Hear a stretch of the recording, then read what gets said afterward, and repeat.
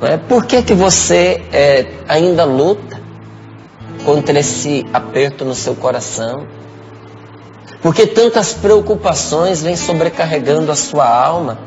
Se Deus nos ama, por que Ele não interviu já de uma vez por todas? A resposta é, se nós corrermos as páginas da Sagrada Escritura, é porque essa não é a maneira de Deus agir. Mas não, Márcio, não. Antes, Deus nos ajusta à tribulação e nos faz aprender com ela. Você viu o que essa palavra disse para nós? Diz assim, ó: quem vai nos separar do amor de Cristo? E faz uma lista de coisas que nós vivemos. Não é de coisas que podem acontecer, não. São de coisas que acontecem. O que vai nos separar? A angústia que você está passando, a tribulação que você enfrenta, a perseguição que você está sofrendo. Talvez alguns hoje estejam contando as colheres de arroz para não passar fome. É a fome, é a falta do que vestir, é o perigo, é a espada. Pois está escrito: por tua causa somos entregues à morte todo dia. Todo dia, o dia todo passamos por isso. Mas em todas essas situações, veja, é na situação que nós somos mais que vencedores. Não é antes dela e nem depois dela. É nela. É nela. Em todas essas situações nós somos mais que vencedores. A palavra de Deus, em inúmeros lugares, ela repete para nós o que está nessa medalhinha das duas cruzes. Porque você se uniu a mim, eu o livrarei e o protegerei. Esse é o Salmo 90 ou 91. Se você continuar a oração deste salmo, você vai ver que ele diz assim, o Senhor diz assim: estarei com ele na tribulação, vou salvá-lo e torná-lo glorioso. Preste atenção. Estarei com ele na tribulação. Não é antes da tribulação. Não é depois da tribulação. É na tribulação. Somos vencedores nestas coisas. Então, primeiro, Deus precisa estar conosco no meio da tribulação. Até a palavra começa com essa citação, não é? Quem nos separará do amor de Cristo? O primeiro da lista qual é? A tribulação. Primeiro, Deus precisa estar conosco no meio da tribulação. Seja de dia, seja de noite. O Senhor precisa estar conosco naquilo que nós estamos vivendo. Nesse casamento conturbado, nesse desentendimento entre pai e filho, nesse problema financeiro, neste desemprego, nesta enfermidade, lutando para sobreviver às consequências deste acidente que você sofreu,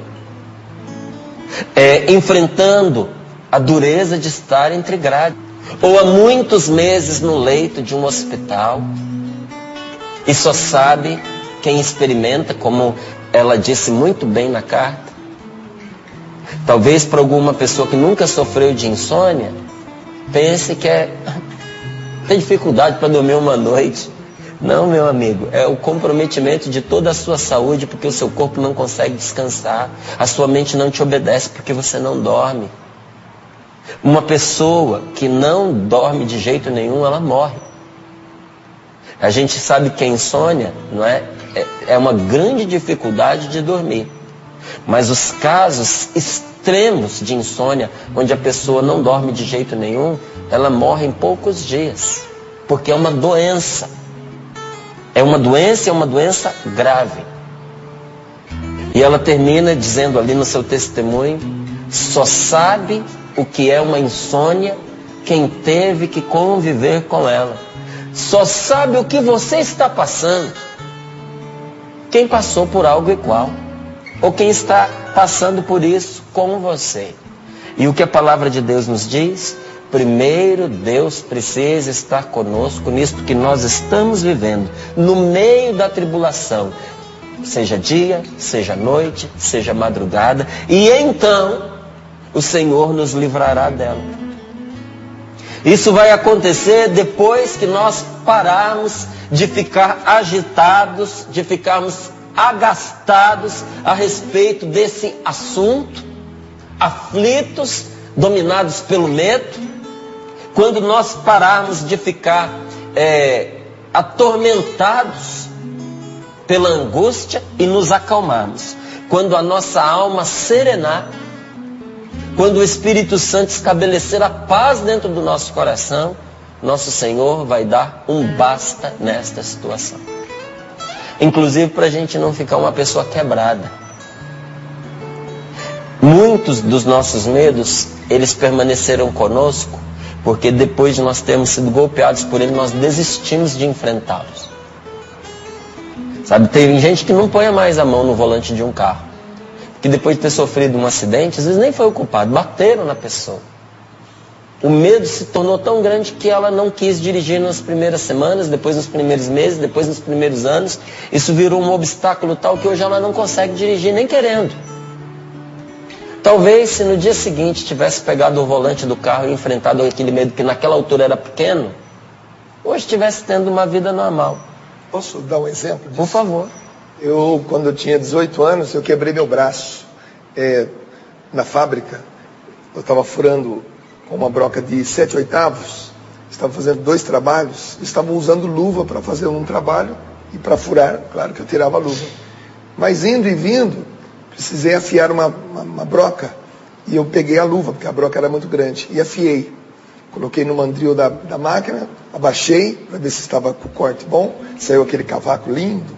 E na minha ingenuidade e inexperiência, eu ainda estava de luva, eu dei um tapa no cavaco para que o cavaco saísse, e o cavaco grudou na luva e não desgrudou da broca. E foi enrolando meu braço, enrolando, a ponto de não deu fratura exposta, mas houve total desligamento do osso, né? E a minha mão veio parar aqui embaixo, aqui assim. Fiquei um ano para me recuperar, a ponto de pegar uma caneta e não tinha força para segurar a caneta. A primeira coisa que eu fiz, quando eu voltei a trabalhar um ano depois, foi pegar a mesma chapa e colocar no mandril aquela mesma broca que tinha quebrado meu braço e furei o mesmo furo, né?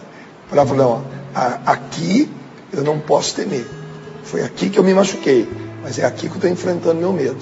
Que é mais ou menos isso que você está dizendo, porque senão eu ficaria com esse medo para o resto dos 12 anos que eu trabalhei naquela fábrica antes de vir para a Canção Nova. Então, é exatamente isso, enfrentar, porque aquilo ia ser um medo para o resto da minha vida, que nunca mais iria se realizar, porque eu já não iria mais furar com aquela broca, mas ao mesmo tempo eu enfrentei. É disso que a gente está falando aqui, enfrentar o medo. Um exemplo maravilhoso. O braço está aqui, ó. Inteirinho. Nós precisamos fazer como o Dunga fez. Enfrentar a situação estando nela e não fugindo dela. Tem gente que teve que continuar com certas amizades, com certos namoros, porque Deus precisava que a pessoa vencesse aquelas dificuldades dentro daquele relacionamento. Porque se aquele relacionamento vencesse aquelas dificuldades dentro daquele relacionamento, porque se aquele relacionamento acabasse naquela altura, a pessoa ia carregar aquela lacuna para o resto da vida. Inclusive, isso é uma coisa que eu tenho aprendido, Dunga, a respeito de alguns matrimônios. Quando a pessoa ela termina o matrimônio, porque se cansou, porque não quer mais lutar, ela acaba por invalidar o instrumento que Deus ia usar para curá-la. Porque no relacionamento foi ferido, no relacionamento vai ser curado. E olha quantas vezes Deus usa um relacionamento de namoro para nos curar daquele namoro ruim que nós tivemos no passado. Ou usa o casamento que nós contraímos para nos curar dos traumas que nós enfrentamos no casamento dos nossos pais. Porque muitos de nós tivemos pais desequilibrados, muitos de nós tivemos pais despreparados para ter uma família, e que os nossos pais sofreram imensamente e foram causa de sofrimento também. Não era maldade, era despreparo, era imaturidade, era doença. Tem muito pai e muita mãe doente emocionalmente, doente também até mentalmente, e que causou grande dor para os filhos. Mas no relacionamento foi ferido. Deus usou como instrumento para curar aquele coração um outro relacionamento. Às vezes custa para a pessoa perceber que o casamento dela não é o casamento do pai, não é o casamento da mãe, que existe uma maneira diferente de viver, que você pode ser feliz a dois, mas para isso é preciso não desistir. É preciso não se retirar da vida. Que tem pessoas que se retiram da vida. Há muitos anos atrás eu recebi um e-mail de uma senhora já idosa, que ela me perguntava se era pecado não gostar de gente, que ela não gostava de ninguém. E porque ela não gostava de ninguém, ela vivia sozinha, isolada no apartamento dela. O que aconteceu com esta senhora? O medo de se machucar, o medo de se ferir fez com que ela saísse, se retirasse da vida. E aí a grande pergunta que nós precisamos nos fazer: o que é pior? Você conviver sob o risco de ser ferido, mas também sob a possibilidade de ser amado? Ou você se retirar para a solidão, aonde ninguém pode te incomodar, mas a solidão já é a grande ferida da sua alma? Porque você ser uma pessoa isolada e solitária é você viver triste todos os dias da sua vida. É você viver como você não foi feito para viver. Porque Deus não nos fez para vivermos sozinhos. Dom Bosco diz isso de uma maneira maravilhosa. Deus nos pôs nessa vida para os outros. E quando eu não vivo para os outros, eu de verdade não vivo. Então é não se retirar da vida, não fugir da dor, não fugir dos problemas, não fuja. Porque Deus usa as tribulações para nos ensinar a viver. Você já parou para prestar atenção que essa situação que você enfrenta, que é difícil, está proporcionando a você uma experiência que de outra maneira você não teria? Você já parou para pensar que ninguém enfrentou esta dificuldade como você está enfrentando? Que essa experiência é única e que essa experiência é uma riqueza que vai te acompanhar pelo resto da vida? Muitas vezes Deus usa as tribulações para nos ensinar uma pobreza repentina, uma doença grave, uma demissão. Essa aqui é dolorosa. A traição de um amigo. Como dói, meu Deus. Jesus se lamentou, Jesus chorou diante disso. Se fosse um estranho, diz o Salmo, mas foste tu, meu amigo, com quem eu tinha agradável convívio, você que comia comigo no mesmo prato, me traí deste jeito. E como Deus nos ensina, gente, através da traição de um amigo, da decepção causada por um filho, nos ensina por meio do abandono de um pai. Um pai nunca deveria abandonar o seu filho, mas acontece.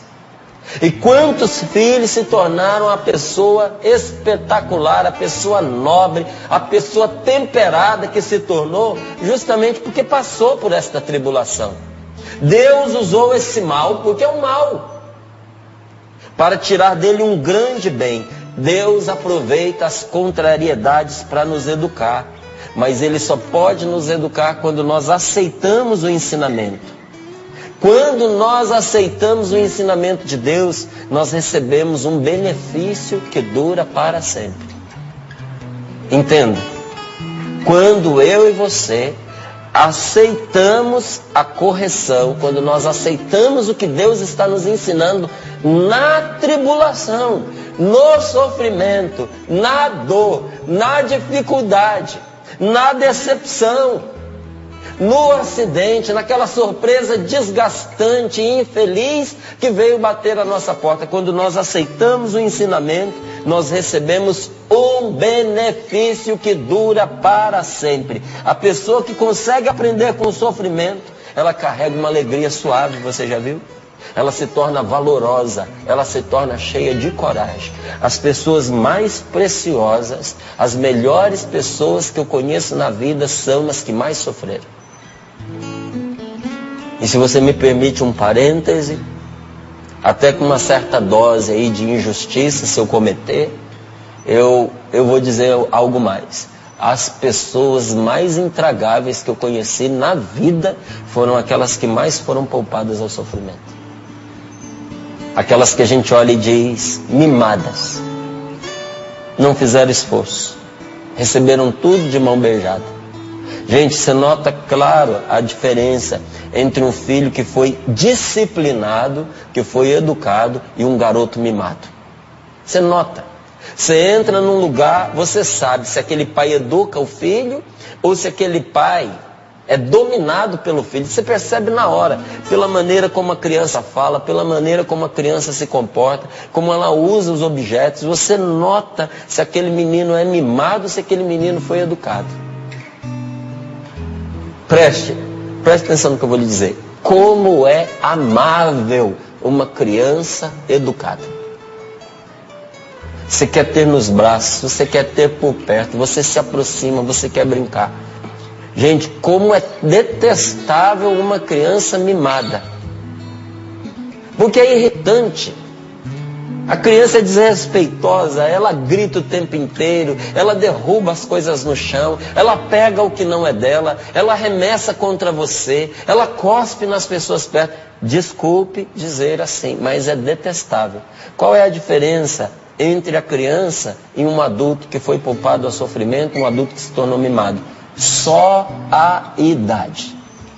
Que continua do mesmo jeito.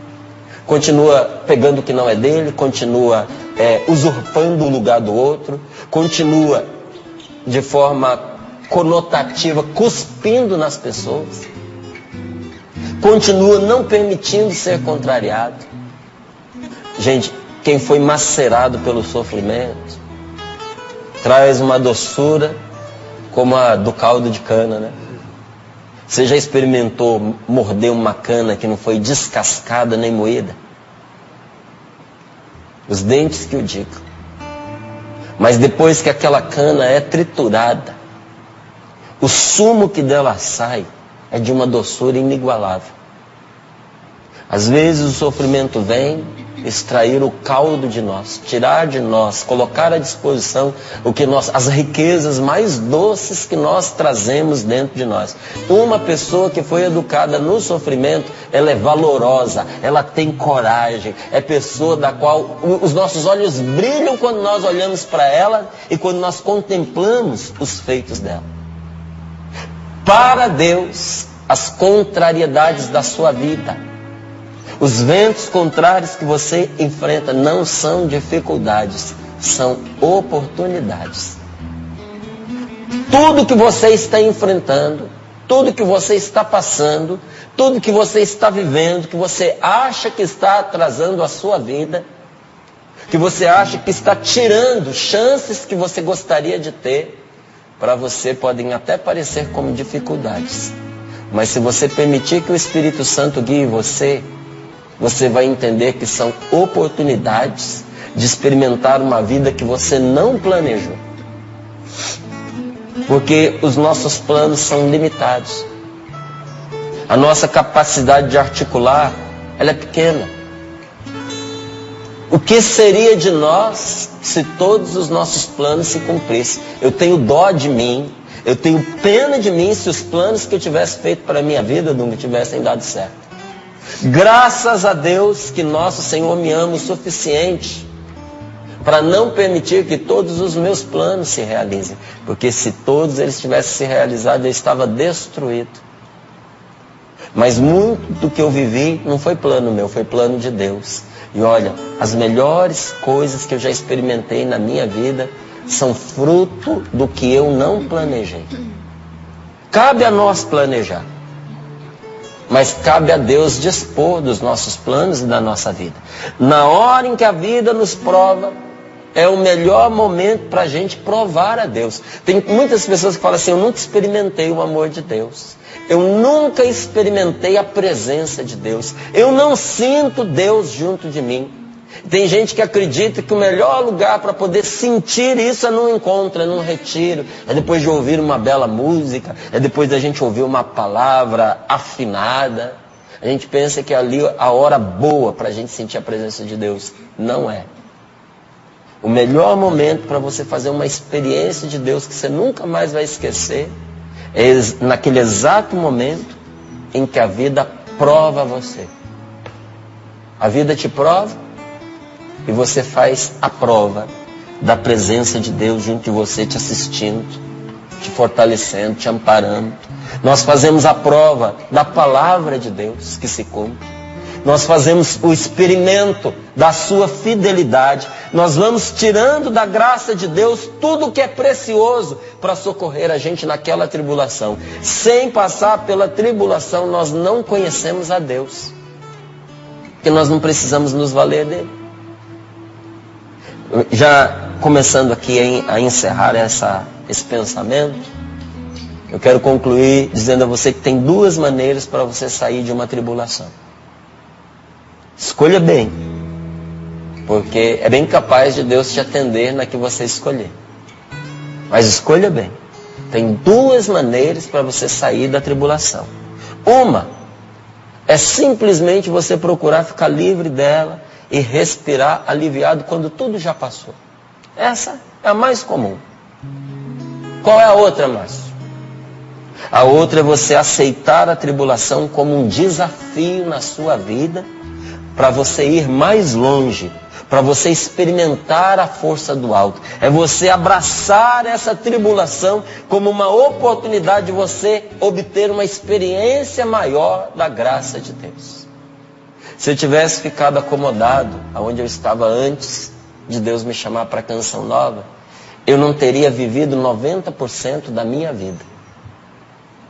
90% da minha vida veio com o sim que eu dei a Deus. Mas, Márcio, 10% só, olha o tempo de vida que você teve antes de você entrar na Canção Nova. Não se trata de quantidade, se trata de qualidade. Porque nesses quase 25 anos que eu estou dentro da Canção Nova, aconteceu tanta coisa por causa desse sim que eu dei a Deus, que lá fora teria sido impossível para eu viver.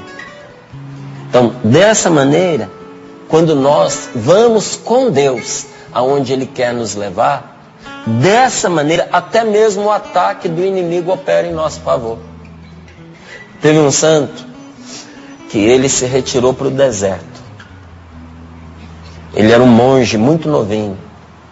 E como ele não conseguia vencer os pecados da carne, ele não conseguia deixar de ter pensamentos desequilibrados, pervertidos em relação às mulheres, caía em pecados de masturbação, frequentava lá os prostíbulos. Ele, para poder se libertar, ele fez uma escolha, ele resolveu ir para o deserto, achando que saindo ali do meio, ele ficaria protegido, ele ficaria mesmo preservado, essa é a palavra, preservado daquele mal. Só que o que esse monge não tinha entendido é o que a vida tem ensinado para nós. Enquanto nós não resolvemos o problema, ele vai conosco para onde a gente for. E no cair da primeira tarde, ele viu no horizonte, sob a forma de uma mulher, o demônio se aproximando. E sentou-se do lado dele e o tentou a noite inteira. E antes que ele dormisse, ele caiu no pecado de novo, na tentação. Só que acordando bem cedinho, ele se pôs a rezar. E ele foi fazendo isso todas as noites. Todas as noites ele caía, e todas as madrugadas ele se levantava, e ele rezava e pedia perdão a Deus. Um dia o demônio se cansou, virou para ele e disse assim: você não tem vergonha nessa sua cara lavada, não? Que agora, há poucas horas atrás, eu ainda estava contigo aqui no pecado. Você ainda está todo lambuzado do pecado que você cometeu. Que lata é essa que você tem de acordar cedo e vir a Deus como se nada tivesse acontecido? Naquele momento, esse mongezinho fez uma pausa na oração e, voltando-se para aquele demônio, disse: eu te juro por tudo que é mais sagrado, que eu não vou parar de rezar enquanto você me atormentar, 1000 vezes eu cairei e 1000 vezes eu voltarei a Deus pela oração. E nós vamos ver quem sai vitorioso no final, se é você ou se é Deus. Talvez a gente pensasse que ele fosse dizer, né? Se é você ou se sou eu. Quando nós travamos uma luta contra a tentação, gente, quem combate em nosso favor não somos nós mesmos, é Deus.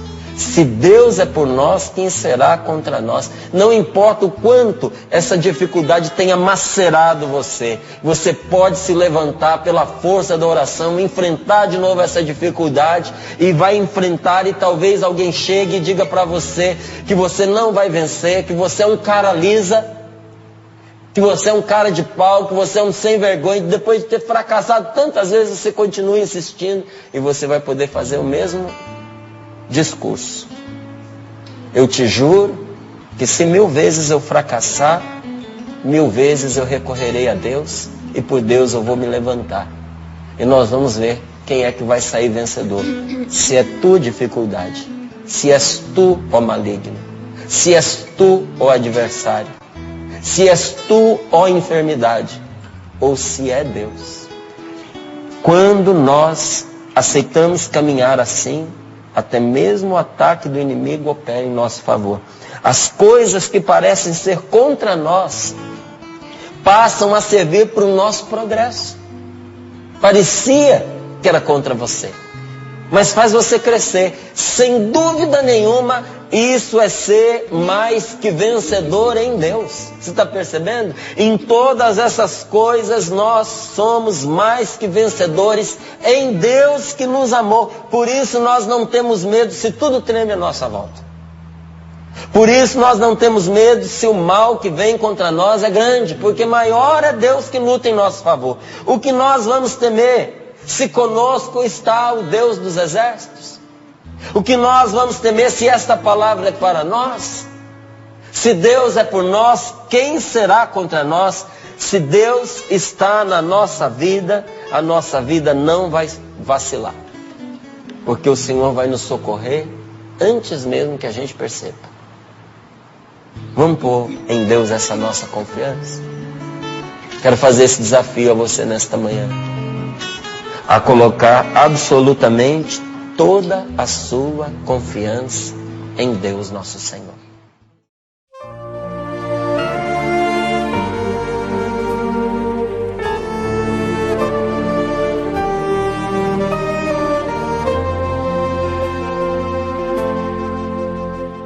Se Deus é por nós, quem será contra nós?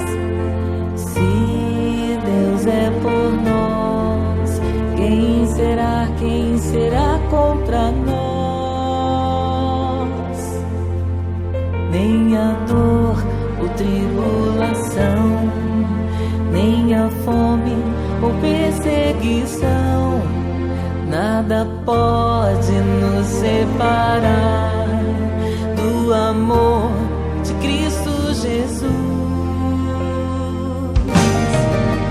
Nem a vida, a morte ou os principados, nem os anjos, o hoje, nem o amanhã, as alturas, abismos, nem as criaturas, nem a força para nos separar do amor de Jesus.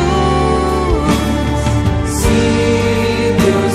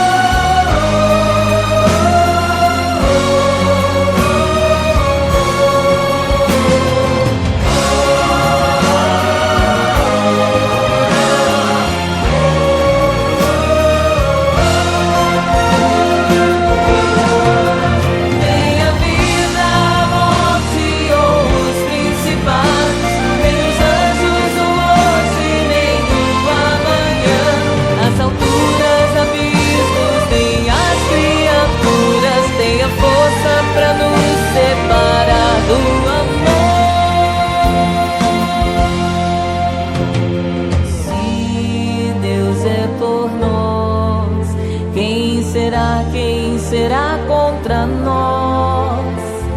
Se Deus é por nós, quem será contra nós?